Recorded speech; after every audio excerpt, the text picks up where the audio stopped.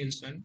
He defines a neural network as a computing system made up of a number of simple, highly interconnected processing elements, which process information by the dynamic state response to external inputs. I know even I didn't understand this definition, and you guys also not. Let's put in simple terms, or you can think of an artificial neural network as a computation model that is inspired by the way that biological neural networks in the human brain process information. So the biological motivation and connections. The basic computational unit of a brain is a neuron. Approximately 86 billion neurons can be found in human nervous system, and they are connected with approximately 10 to the power of 14 and 10 to the power of 15 synapses. The diagram shown a cartoon drawing of a biological neuron left side and a simple common mathematical model right side. The basic unit of computation in a neural network is a neuron, often called as node or unit. It receives input from some other nodes or from the external source and computes an output. Each input has an associated weight W, which is assigned on the basis of its relative importance of the inputs. Some inputs are important, some are not. The nodes apply a function to weighted sum of inputs. So depending upon the importance, you take the input and apply a function and give an output according to it. So let's see a very cartoonish illustration of how a neuron works. Our sense organs helps us to interact with the outside world and produce response according to the input. The information captures are relayed to the neurons. The neurons may get activated and produce a response, laughter in this case. So of course, in reality, it's not just a single neuron which does all this. There is a massive parallel interconnected neurons. The sense organs relay information to lowest layer of neurons. Some of these neurons may fire in response to the information and in turn relay information to other neurons they are connected to. These neurons may also fire and in process continues, eventually resulting in a response. Laughter in this case, when you see a Sheldon meme, absolutely you laugh. Fun fact, an average human brain has around 100 billion neurons. This massively parallel network also ensures there is a division of work between the neurons. Each neuron may perform a certain role corresponding to a certain stimulus. So let's build some simple neural networks with a simple example. So let's start with a simple example. Say you're helping a friend who wants to buy a house. He or she was quoted $400,000 for a 2,000 square foot house, approximately 185 meters. Is this good price or not? It's not easy to tell without a reference frame of reference. I'm not good at real estate. I have no idea about real estate, how it works. So you need to compare whether it's good price or not. So you ask your friends who has bought houses in that same neighborhood, and you end up with 3 data points as shown in the table below. Personally, my first instinct would be get the average price per square feet. That would come up to 180 per square feet. So welcome to our first neural networks. It's not quite Alexa level kind of thing, but now you know the fundamental building block, and it looks like this. Diagrams like this show you a structure of network and how to calculate the predictions. The calculation starts from the input at the left. The input value flows to the right, and it gets multiplied by the weight, and the result becomes the output. Here 180 is considered as a weight. Here the weight is just a weight scalar continuous single value. Multiplying 2,000 square feet by 180 gives us 360,000. That's all about this level. Calculating the prediction is simple multiplication. But before that, we need to think about the weight we'll be multiplying by. Here we started with an average. Later we'll look at the better algorithms that can scale as we get more inputs and more complicated models. Finding the weight is our training stage. So whenever you hear something training a neural network by anyone in the field of machine learning, it just means the finding a weight we use to calculate the predictions. So how do we model this mathematically so that we can use it in a general case? The prediction model is given by y is equal to w into x. As I had said earlier that w is a weight scalar. This is a simple predictive model, takes an input, does calculation, and gives output. Since the output is continuous value, not discrete, like 1, 0, like so on. So the technical name for this model is regression model. The graph below shows that size versus price. The pink line is the prediction line, and the blue dots here show that it's data points taken from the data set. If you see the graph here, it shows that for 200 square feet, we get 360,000 as a predicted value. Let's see whether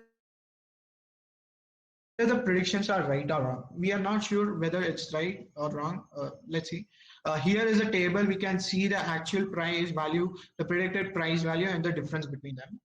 Then we'll need to average these differences so we have a number that tells us how much error there is in the prediction model. The problem here is in the third row, we have minus 63 as its value. If we have to deal with the negative value, if we want to use difference between the prediction and the price as our error measuring stick. That's the one reason we introduced the additional column that shows error squared, thus getting rid of the negative value. While taking the average, you don't need, if you have positive value, it's well and good. But if you have negative value, you can't have an average. So to eliminate the negative value, you are taking the square of it so that you get a better, good average. This is now our definition of doing better. A better model is one that has less error. Error is measured as an average of all errors for each point in our data set. So we're calculating each error value for each data set. For each point, the error is measured by the difference between the actual value and the predicted value raised to the power of 2. This is called the mean squared error in the mathematical terms. Using this to guide to train our model makes it our loss function, or sometimes called as cost function. So what is this loss function? Let's talk more about it. A cost function or a loss function evaluates the performance of a machine learning algorithm. The loss function computes the error of a single training example, while the cost function is the average of loss function for all training examples. Henceforth, I shall be using both the terms interchangeably. A cost function basically tells us how good our model is making predictions for a given value of m and b. Here, b is the bias. I'll tell you what the bias is in the later. So m and w are used interchangeably. Both are known as weights. Say there are total number of endpoints in the data set. And for all those end data points, we want to minimize the error. So the cost function would be total square error given in the formula, that is cost is equal to 1 by n summation predicted minus actual value whole squared. Are there any doubts?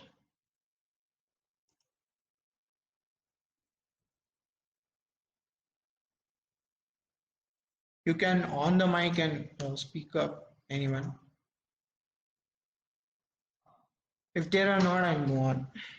No doubts. So, yeah.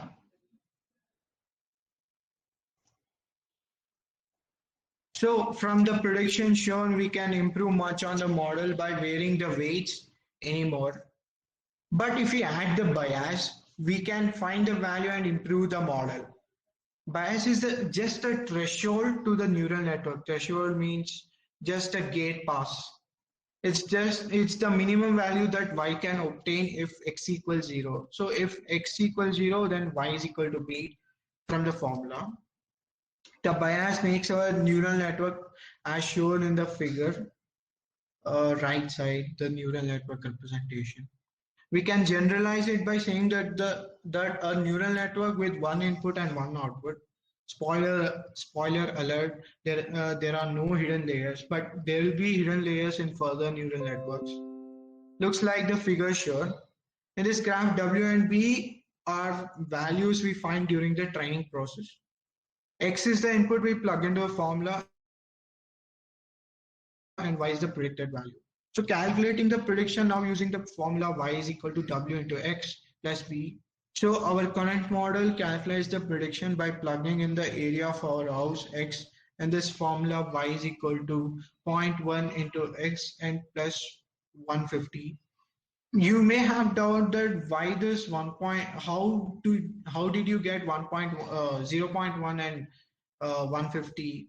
This was done by just manually taking the weights and biases, adjusting it so that you get the less error.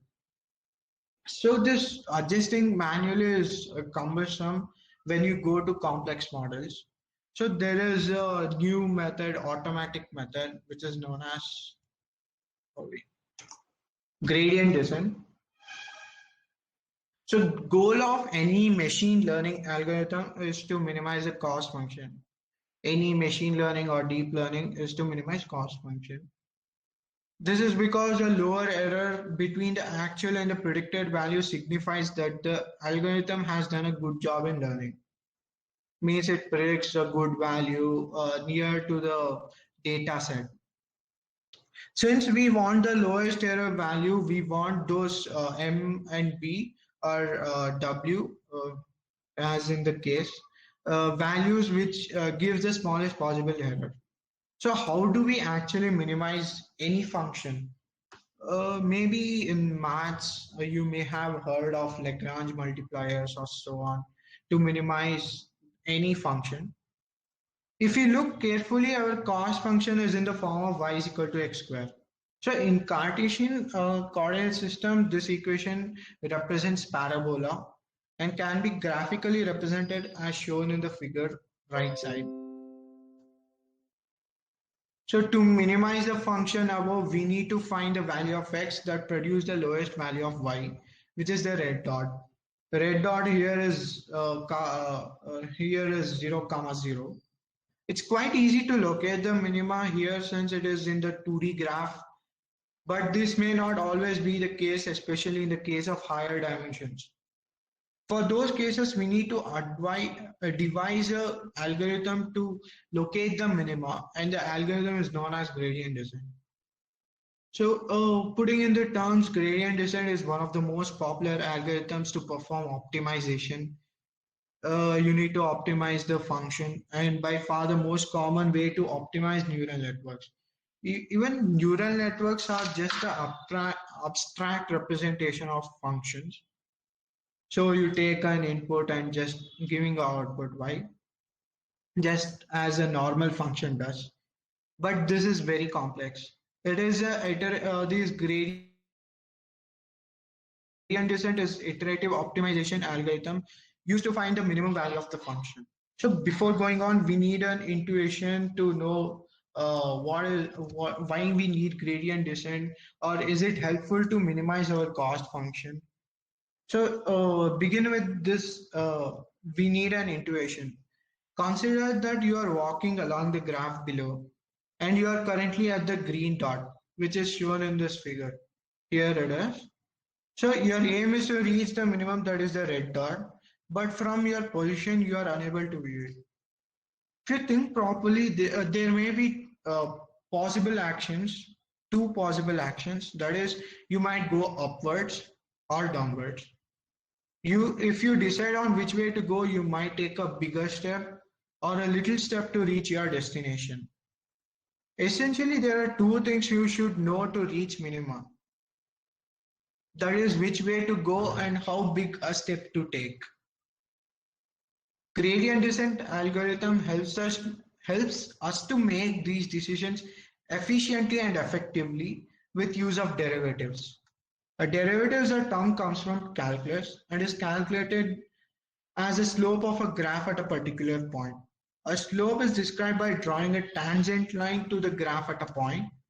So if we are able to compute this tangent line, we might be able to compute a desired direction to reach a minimum, whether it's upwards or downwards. The minimum value. In the same figure, we have drawn a tangent at green point. We know that if we are moving upwards, we are moving away from the minima and vice versa. Also, the tangent gives us a sense of steepness of the slope. The slope at the blue point is less steep at the green point than the green point, which means it takes much smaller steps to reach minima from the blue point as shown here uh, than from the green point. Isn't it a logical statement? Yeah, you take much larger steps when you are at the green point and you take smaller steps from the blue point so that you don't overshoot the minima or go away from the destination. After these intuitions or thinking about how to minimize the cost function, here is the mathematical interpretation of cost function. So let us now put all these learnings into mathematical formula. In this equation, y is equal to mx plus b, where m and b are parameters, where here m and b are weights and biases. You can tune these parameters so that the cost function gets minimized. During the training process, there is a small change in these values. So let that small change denoted by delta. The values of the parameters will be updated as m is equal to m minus delta m and b is equal to b minus delta b respectively. Our aim is here to find those values of m and b or w and b in y is equal to mx plus b for which the error is minimum. That is value of which minimizes the cost function. So rewriting the cost function here, the idea is that by being able to compute the derivative or slope of the function, we can find the minimum of the function. That is the direction where to go down or up, so on. So before moving on to learn how gradient descent works by mathematically or by intuition, there is another important topic to be discussed known as learning rate. So the size of steps, as I had said earlier in the intuition, the size of steps taken to reach minimum or bottom is called learning rate. So you need the learning rate to control the speed of the gradient to reach minimum. We can cover more area with larger steps or higher learning rate, but are at the risk of overshooting the minimum. As shown in this case, too large of learning rate causes drastic updates. Here you're updating the parameters. So if you update too much of it, you go out of the destination. And so this learning rate is not feasible. On the other hand, smaller steps of smaller learning rate will consume a lot of time to reach a lower point. Takes a lot of computational time to reach, like some may take half an hour or 1 hour, depending upon the problem you are solving. So if we, so you just need need a right learning rate to swiftly reach the minimum point. So, knowing what is learning rate or how to tune with it will be discussed in webinar 2. Let's move on. So, the machine learning uses derivatives in optimization problems. Optimization algorithms like gradient descent uses derivatives to actually decide whether to increase or decrease the weights in order to increase or decrease any objective function. If we are able to compute the derivative of the function, we know in which direction to produce to proceed to minimize it. So this is the cost function as represented Jm is equal to 1 by n summation of error I whole square. So you need to minimize by using the gradient descent. We're not much looking on how to derive this gradient descent. Like when you're typing in the code, you don't need much of the mathematical details. If you want much of the mathematical details or how you derive using math, calculus, or probability or any linear algebra techniques, you can find the references I'll give after the webinar. So after computing the gradient, here is the update rule as shown in the red outline box here in the down. Just don't focus, just see, you can see later. So hence to solve for the gradient, we iterate through our data points using our new M and B values and compute the partial derivatives. But here, as we have shown shown here the math, it's not the real math, but it's just the intuition so that you can easily take from it. Moving on. So is the size of the house the only variable that goes into how much it costs? Obviously, there are many other factors. Let's add another variable and see how we can adjust our neural network to it. Say your friend does a bit more research and find a bunch more data points. She also find out how many bathrooms each house has, as shown in the data set here. For area 2104, there's bathroom. There are 3 bathrooms and priced at some amount. So moving on, our neural network with 2 variables or 2 features like area and bathroom looks like this. So x1 taking inputs as x1 and x2, adding weights w1 and w2, then adding a threshold bias b, uh, then computing the result and outputting as y. Y as a result, y can be a continuous value. It will be a continuous value in this case. So calculating y mathematically looks like this. So y is equal to w1 x1 plus w2 x2 plus b as an extension of only one feature. But how do we find w1 and w2? We have found out how to find a minimum cost function for only one feature or many features. For example, gradient descent can be used. This is little trickier than we only had to worry about one weight value. How much does have an extra bathroom change how we predict the value of our home? So take a stab at finding a weights and biases. You will start here to see the complexity where we get to start into as the number of inputs increases. We start losing the ability to create simple 2D shapes that allows us to visualize the model at the glance. So you can't create a 4-dimensional shape and see where is the minimum of the function. Instead, we will have to mainly rely on how the error value is evolving as we tweak our model parameters. Our trustworthy gradient descent is here to help us once again. It still is valuable in helping us to find right weights and biases. We are not talking much about gradient descent application in this 2 feature. You can just know that gradient descent can be used, but it's much more easy to implement using TensorFlow network. Don't need to think about gradient descent, just need one single line to optimize the cost function. So let's moving on, skipping the gradient descent for 2 features. Let's continue to tweak our example. Assume your friend gives you a list of houses. This time she has labeled which ones she thinks have a good size and number of bathrooms. Here is the data set shown. Can look into the data set for a time.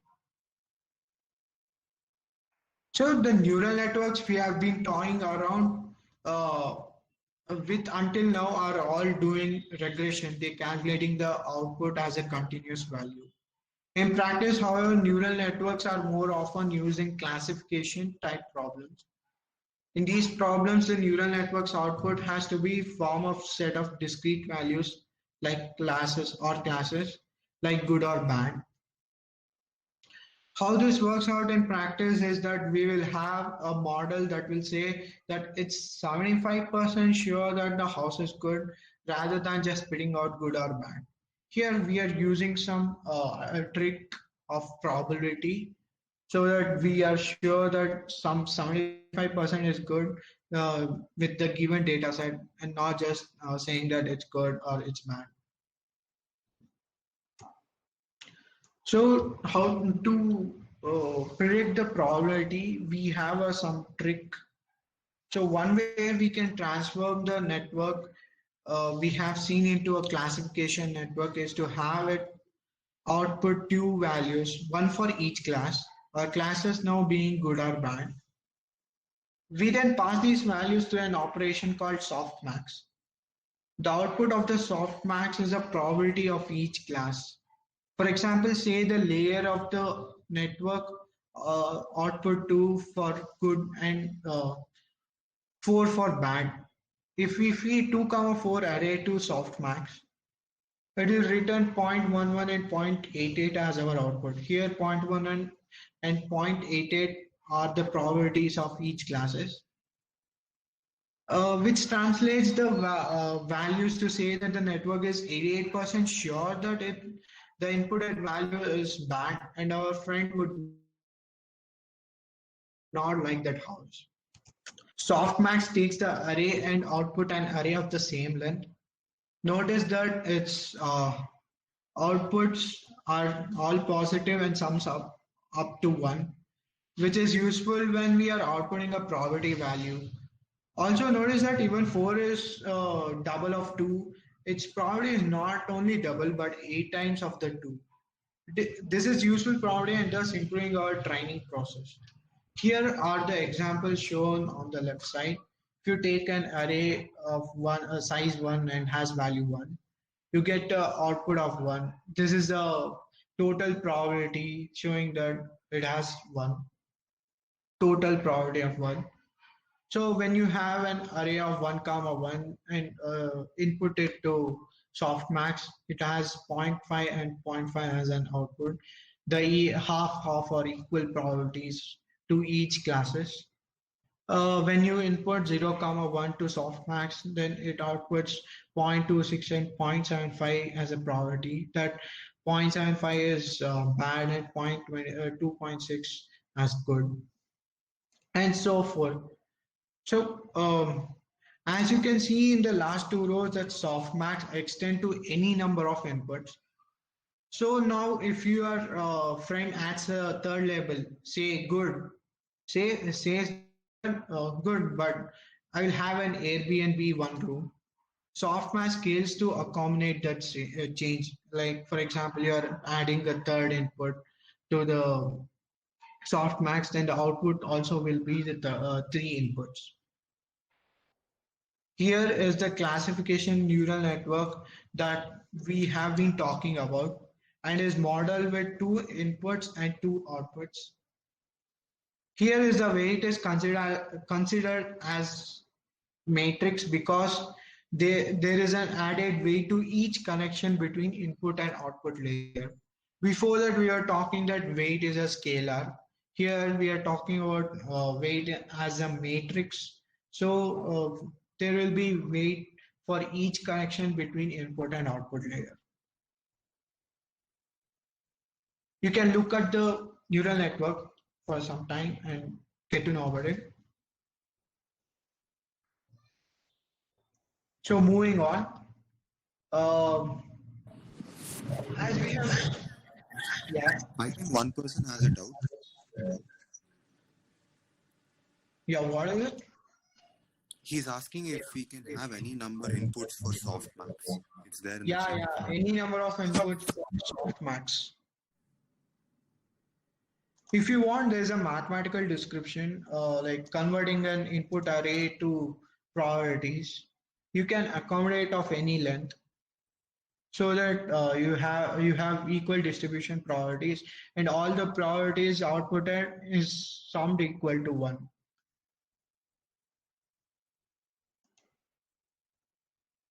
Is it fine?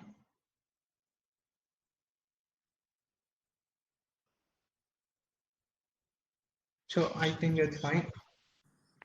You can on your mic and speak up. Anyone has a doubt, if you have any doubt or something.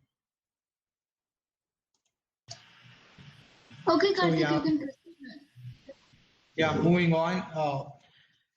We have discussed about inputting one feature and two feature to a neural network. So the same concepts, same basic concepts can be applied to n feature inputs. So we are not discussing much about how we are modeling these neural n feature inputs.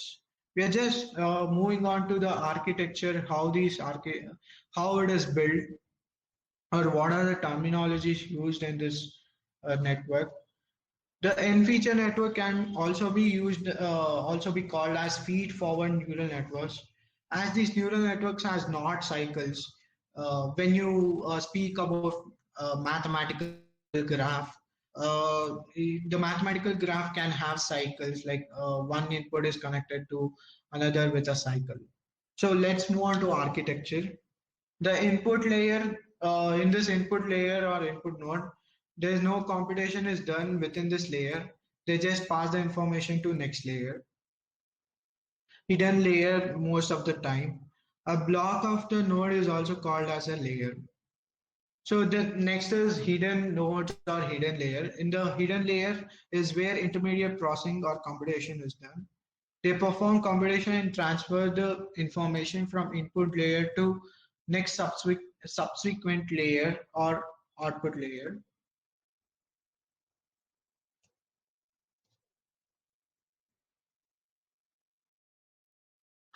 Yeah, 1 second.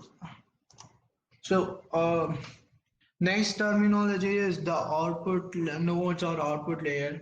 Here we finally use an activation function that maps to desired output format. Example, softmax for classification. I'll talk more about activation later on this slide. So the connections and weights. The network consists of connection between each nodes. Like for example, here x1 to a1. Here in the right side. Here in the left side, x1 to a1. Here, this is a connection, and x1 to a2, and so on. The network consists of connections, and each connection transferring the output of a neuron I to the input of neuron J.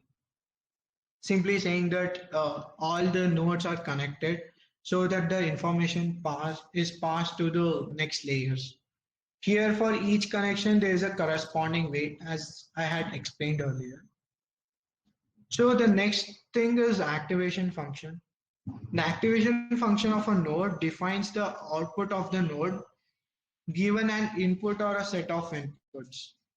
A standard computer chip can be seen as a digital network of activation function that can be on or off depending upon the network on the input. As you had already studied in the electronics, that the processor works on the basic principles of 1 and 0. So the hidden layers in the neural network extract features from the previous or hidden layers. That is the main goal of hidden layers. If all the neurons are activated in the hidden layer, then the neural network does not extract new or important features from the input layer. So the activation function is required to activate a specific neuron from input to output. What is that is if all the neurons in the hidden layer are activated, there'll be no distinction between the inputs and outputs. There'll be no extra features extracted so that you can distinction between the input between various data sets. So you need some of the neurons to fire and some do not for the specific input. So the activation comes in handy for this. So moving on, there is a learning rule.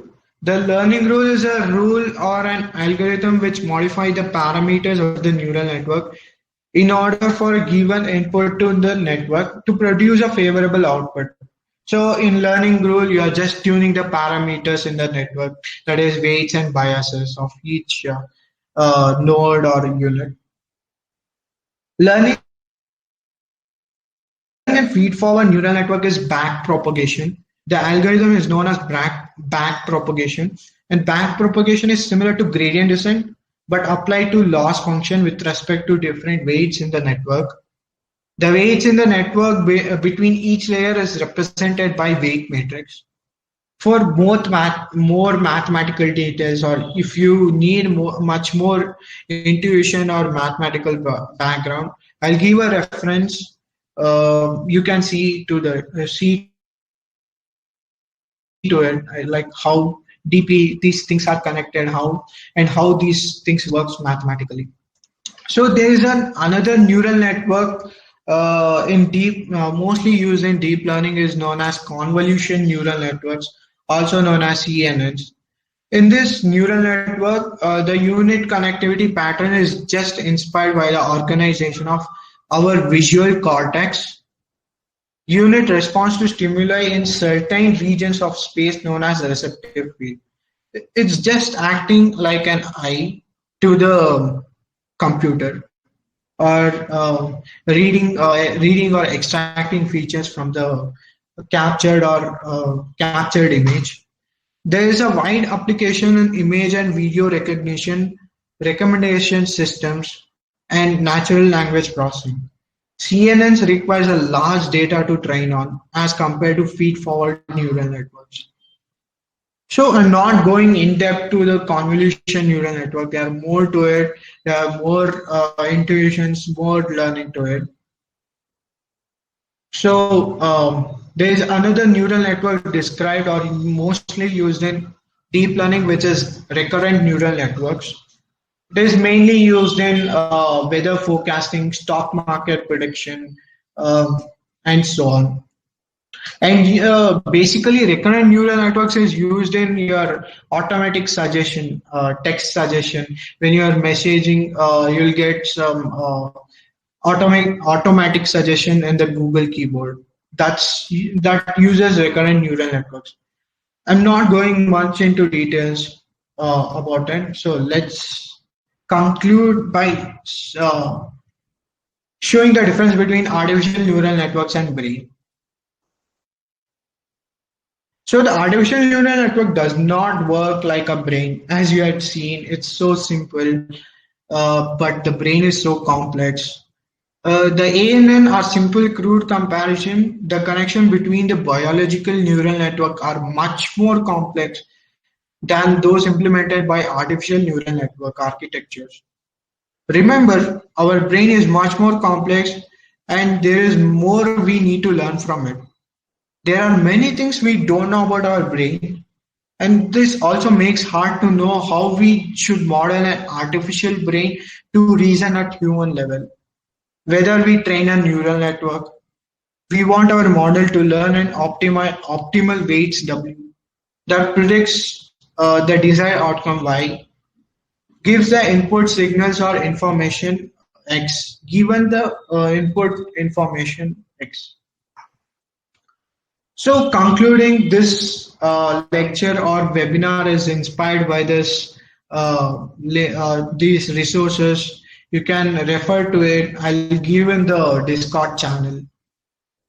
So thank you. If you want more mathematical details, if you are into it, you can just contact me. Like I'm also good at math, and I love math. I love to explain mathematically. So anyone is interested can contact me. Yeah, I'll share the PPT with you guys in the Discord channel. Thank you for attending this webinar. Hope you guys do good in future, do better jobs with neural networks. Thank you.